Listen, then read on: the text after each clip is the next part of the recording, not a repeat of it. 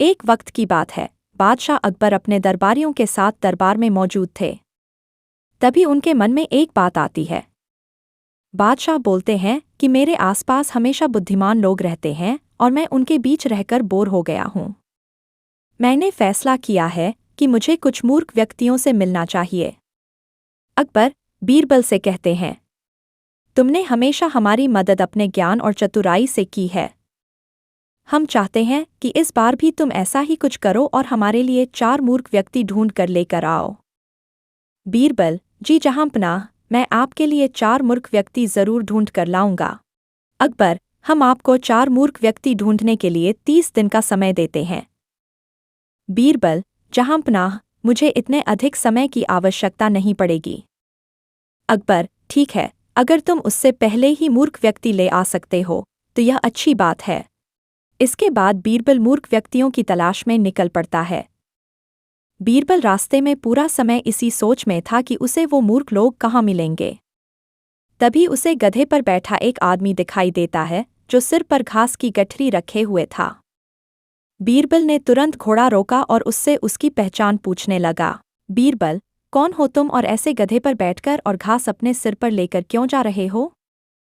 व्यक्ति, मैं रामू हूँ और मेरा गधा कमजोर व थका हुआ है, इसलिए गधे का बोझ कम करने के लिए मैंने घास की गठरी अपने सिर पर रखी है।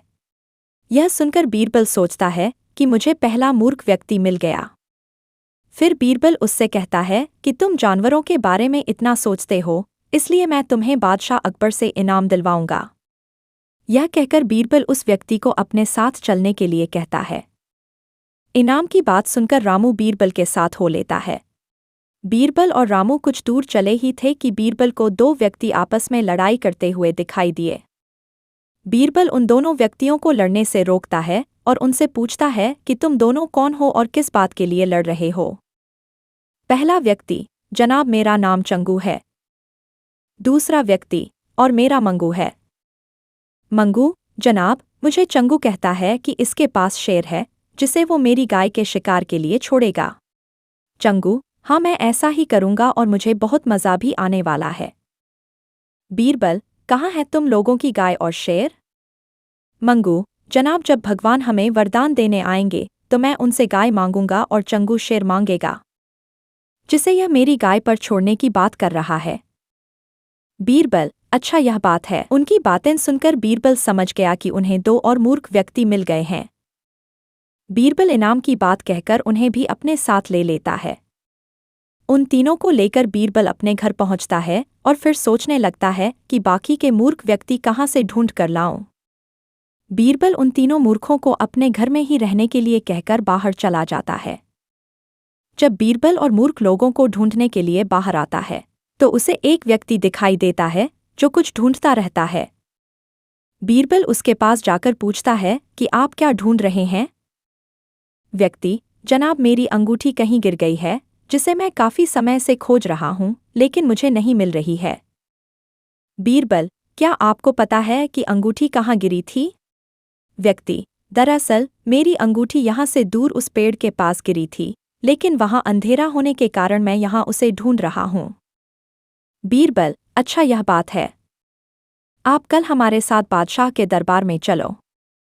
मैं बादशाह अकबर से आपको दूसरी अंगूठी देने के लिए कहूँगा। अगले दिन सुबह बीरबल दरबार में उन 4 मूर्खों को लेकर पहुँचता है। बीरबल, बादशाह अकबर मैं आपके कहे अनुसार मूर्ख व्यक्तियों को ढूंढ कर ले आया हूँ। अकबर, बीरबल तुमने तो एक ही दिन में मूर्ख व्यक्ति ढूंढ लिए, क्या हमारे राज्य में मूर्खों की संख्या अधिक है और तुम यकीन के साथ कैसे कह सकते हो कि ये व्यक्ति मूर्ख हैं? बीरबल ने बादशाह से सारी बातें बताई। फिर अकबर कहते हैं कि ये तो केवल 4 ही लोग हैं, बाकी के 2 मूर्ख कहाँ हैं? बीरबल, जहांपनाह यहाँ पर 4 मूर्ख व्यक्ति हैं। अकबर, यहाँ कहाँ हैं और कौन है, हमें भी बताओ। बीरबल, जहांपनाह, एक तो मैं स्वयं हूँ। अकबर, तुम मूर्ख कैसे हुए? बीरबल, मैं इसलिए मूर्ख हूँ क्योंकि मैं इन मूर्खों को खोज कर लाया। अकबर, फिर अकबर हंसने लगता है और कहता है कि मैं समझ गया कि दूसरा मूर्ख कौन है, पर मैं तुमसे सुनना चाहता हूँ।